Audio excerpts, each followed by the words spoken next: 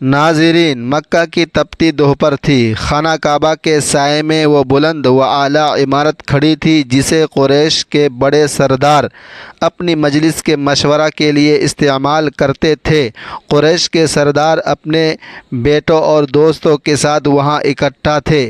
چہرے پر سختی، آنکھوں میں غصہ اور زبان پر محمد صلی اللہ علیہ وسلم کے خلاف زہر بھری باتیں۔ ایک سردار نے کہا، سنو، ہم کب تک محمد کی باتیں برداشت کریں گے؟ ہمیں کچھ کرنا ہوگا۔ یہ ہمارے خداؤں کو برا بھلا کہتا ہے، ہماری قوم میں پھوٹ ڈالتا ہے اور نوجوانوں کو اپنے پیغام پر اکٹھا کر لیتا ہے۔ اگر ہم نے اب بھی کچھ نہ کیا تو کل یہ ہمارے گھروں اور کنبوں تک پہنچ جائے گا۔ یہی باتیں چل رہی تھی کہ ابلیس لین بوڑھے شخص کی شکل میں نمایاں ہوا اور دروازے پر کھڑا ہو گیا۔ لوگوں نے مل کر پوچھا، آپ کون ہیں؟ اس نے کہا، میں نجد کا ایک شیخ ہوں، تمہاری باتیں سننا چاہتا ہوں اور اگر ممکن ہوا تو اپنی رائے و مشورے سے تمہاری مدد کروں گا۔ لوگوں نے اسے اندر آنے کی اجازت دی اور بات چیت شروع ہوئی۔ ایک سردار نے کہا، میری رائے یہ ہے کہ محمد صلی اللہ علیہ وسلم کو قید کر لیں، تب وہ کسی کو دعوت نہیں دے پائے گا۔ مگر شیخ نجدی یعنی ابلیس نے فوراً اس طرح کر کے کہا کہ یہاں رائے درست نہیں۔ اگر اس کے اصحاب سن لیں کہ ہم نے محمد صلی اللہ علیہ وسلم کو قید کر لیا ہے تو وہ ہم پر ٹوٹ پڑیں گے اور انہیں چھڑا کر لے جائیں گے۔ دوسرے سردار نے کہا، میری رائے یہ ہے کہ محمد صلی اللہ علیہ وسلم کو مکہ سے جلا وطن کر دیا جائے۔ جب یہ یہاں سے نکل جائے گا تو ہماری جان چھوٹ جائے گی۔ تو شیخ نجدی نے یعنی ابلیس نے سختی سے کہا، یہ بھی غلط، تم کو اس کی خوبیوں، اس کے میٹھے کلام اور دلوں پر اس کے اثر کا اندازہ ہی نہیں۔ اگر اسے یہاں سے نکالا گیا تو ممکن ہے دوسرے شہروں کے لوگ اس کا کلام سن کر ان پر ایمان لے آئے اور پھر سب مل کر ہمارے خلاف اٹھ کھڑے ہوں۔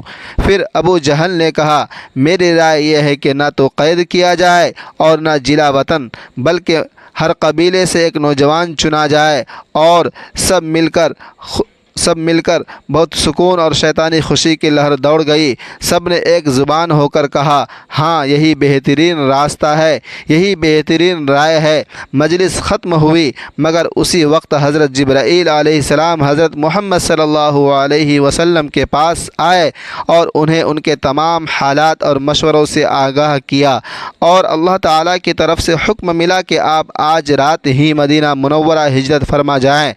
حضرت عائشہ رضی اللہ تعالی عنہا فرماتی ہیں کہ آپ صلی اللہ علیہ وسلم دوپہر کے وقت حضرت ابوبکر صدیق رضی اللہ عنہ کے گھر تشریف لائے اور فرمایا، مجھے اللہ تعالیٰ نے ہجرت کی اجازت دے دی ہے۔ یہ سن کر حضرت ابوبکر صدیق رضی اللہ عنہ نے عرض کیا، یا رسول اللہ صلی اللہ علیہ وسلم، میرے ماں باپ آپ پر قربان ہوں، کیا مجھے بھی آپ کے ساتھ جانے کی سعادت مل سکتی ہے؟ آپ صلی اللہ علیہ وسلم نے فرمایا، ہاں تم میرے ساتھ چلو گے۔ جب رات ہوئی اور اندھیرا چھا گیا تو قریش نے طے شدہ منصوبے کے مطابق رسول اکرم صلی اللہ علیہ وسلم کے گھر کا گھیراؤ کر لیا تاکہ جب آپ سو جائیں تو آپ پر حملہ کر دیں۔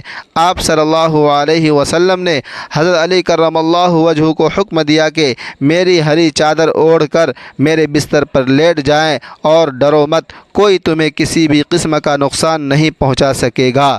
قریش اگر چاہیں آپ کے دشمن تھے لیکن وہ آپ کو صادق اور امین سمجھتے تھے اور اپنی امانتیں آپ کے پاس ہی رکھتے تھے۔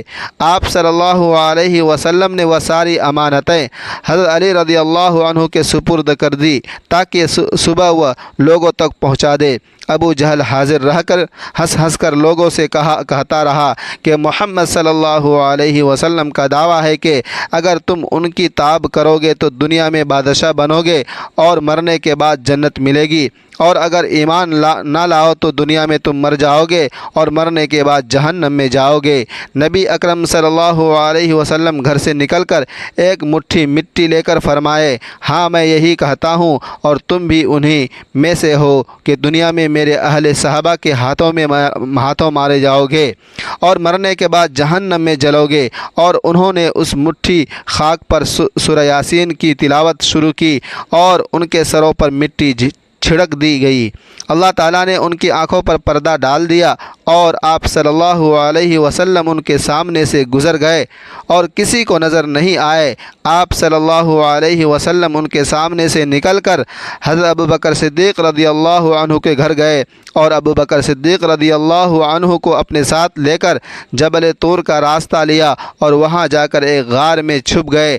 اسی درمیان ایک شخص آپ صلی اللہ علیہ وسلم کے مکان کے پاس سے گزرا تو قریش کی جماعت نے اس سے پوچھا، تم کیوں کھڑے ہو اور کس کا انتظار کر رہے ہو؟ اس نے کہا، ہم محمد صلی اللہ علیہ وسلم کے انتظار میں ہیں کہ وہ گھر سے باہر آئے تو ہم انہیں مار دیں۔ اس شخص نے کہا، اللہ تمہیں ناکام کرے، محمد صلی اللہ علیہ وسلم تمہارے سروں پر خاک ڈال کر گزر بھی چکے ہیں۔ جب صبح ہوئی اور حضرت علی رضی اللہ عنہ بستر سے اٹھے تو ان سے پوچھا گیا، محمد کہاں ہیں؟ تو حضرت علی رضی اللہ عنہ نے کہا، مجھے معلوم نہیں، مدینہ کی طرف ہجرت کا سفر تھا، وہی سفر جس میں ایمان کی روشنی اور صبر کا امتحان 7 سال چل رہے تھے۔ رسول اللہ صلی اللہ علیہ وسلم اور حضرت ابوبکر صدیق رضی اللہ عنہ مکہ سے نکلے اور رات کی تاریکی میں پہاڑوں کا رخ کیا۔ دشمنوں کی تیز نگاہیں ان کا پیچھا کر رہی تھیں اور ہر لمحہ یہ خوف تھا کہ کہیں قریش کے نیزے اور تلواریں ان تک نہ پہنچ جائے۔ حضرت ابوبکر رضی اللہ عنہ کبھی تو آپ صلی اللہ علیہ وسلم کے آگے چلتے اور کبھی آپ صلی اللہ علیہ وسلم کے پیچھے اور کبھی آپ صلی اللہ علیہ وسلم کی داہنی طرف اور کبھی بائیں طرف چلتے تھے۔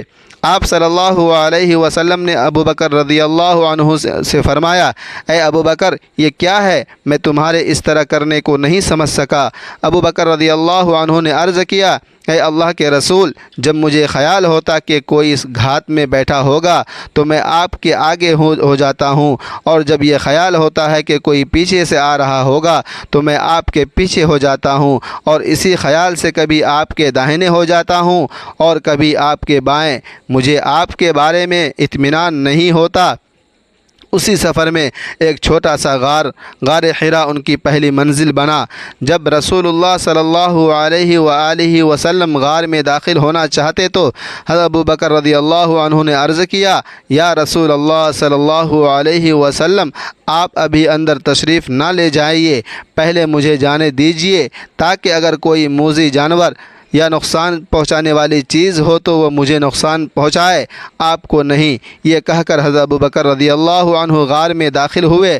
اندھیرا اور سکوت غار کے اندر پھیلا ہوا تھا۔ صدیق اکبر رضی اللہ عنہ نے کونے کونے کو جھاڑ کر صاف کیا، مگر غار کی دیواروں میں کئی سوراخ تھے۔ جانتے تھے کہ ان سوراخوں سے سانپ یا بچھو نکل سکتے ہیں۔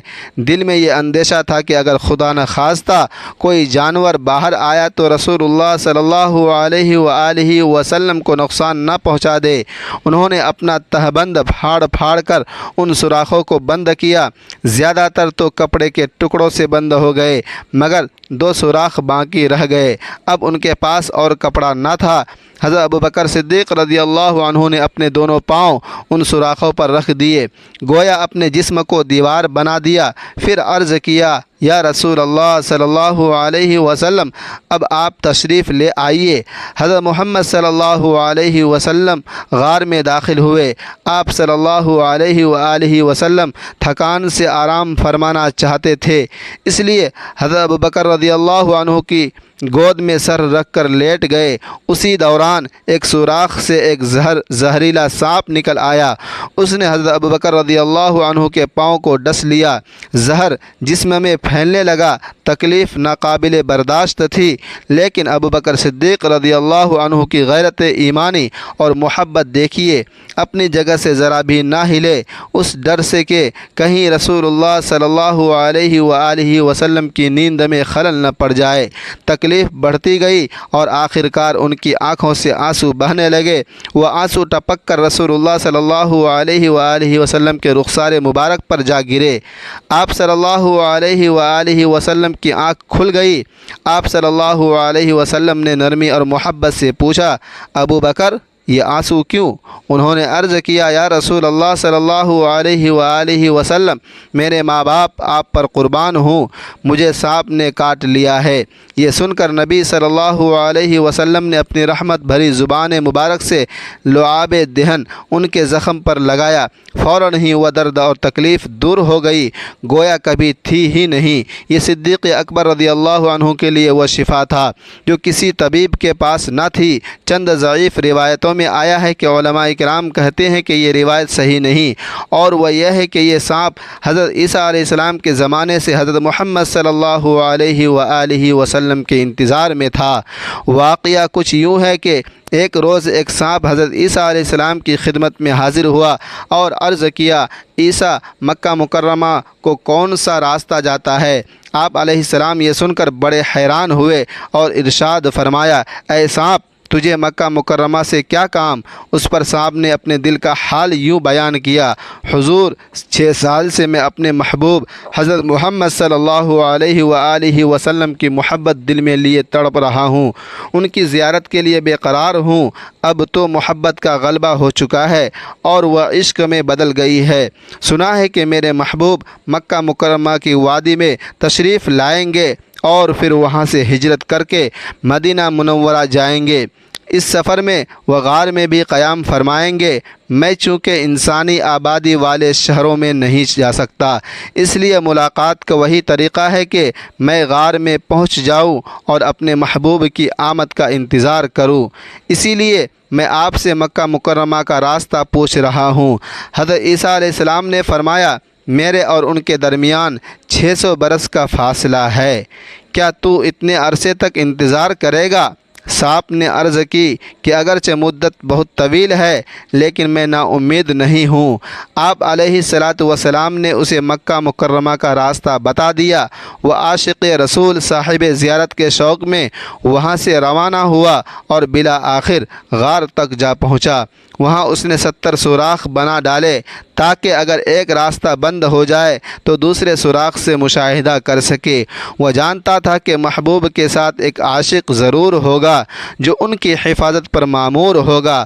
چنانچہ جب حضرت ابوبکر صدیق رضی اللہ عنہ نے غار کے تمام سوراخ بند کر دیے اور ایک باقی رہ حضرت ابوبکر صدیق رضی اللہ عنہ نے غار کے تمام سوراخ بند کر دیے اور ایک باقی رہ گیا تو اس پر اپنی ایڑی رکھ دی۔ سانپ نے تمام سوراخ چیک کیے۔ جب اس نے دیکھا کہ ایک سوراخ کے دہانے پر حضرت ابوبکر صدیق رضی اللہ عنہ کا نرم و نازک پاؤں ہے تو پہلے اس نے اپنا سر ان کی ایڑی سے رگڑا تاکہ وہ پاؤں ہٹا لے، مگر جب آپ نے پاؤں نہ ہٹایا تو اس کے پاس کوئی چارہ نہ رہا۔ اس نے بار بار کاٹنے کی کوشش کی تاکہ آپ پاؤں ہٹا لیں، لیکن حضرت ابوبکر صدیق رضی اللہ عنہ نے پاؤں نہ ہٹایا۔ کئی سال بعد جب حضرت عمر فاروق رضی اللہ عنہ کے سامنے حضرت ابوبکر صدیق رضی اللہ عنہ کا ذکر آیا تو وہ رو پڑے، روتے روتے کہنے لگے، کاش میری ساری زندگی کے اعمال ابوبکر رضی اللہ عنہ کے صرف اس کے ایک دن کے عمل کے برابر ہو جائے، یا کاش میری پوری زندگی ابوبکر رضی اللہ عنہ کی اس ایک رات کے عمل کے برابر ہو جائے۔ یہ وہ رات تھی جب صدیق اکبر رضی اللہ عنہ نے اپنی جان کو خطرے میں ڈال کر رسول اللہ صلی اللہ علیہ وآلہ وسلم کو تحفظ دیا، اور وہ دن وہ تھا جب رسول اللہ صلی اللہ علیہ وآلہ وسلم نے اس دنیا سے رخصت فرمایا اور حضرت ابوبکر رضی اللہ عنہ نے امت کو سہارا دیا۔ اور تمام دوستوں سے ریکویسٹ ہے کہ اس ویڈیو کو اپنے دوستوں اور فرینڈوں کے ساتھ ضرور شیئر کرتے رہیں اور ثواب کی نیت سے بھی زیادہ شیئر کرتے رہیں۔ اللہ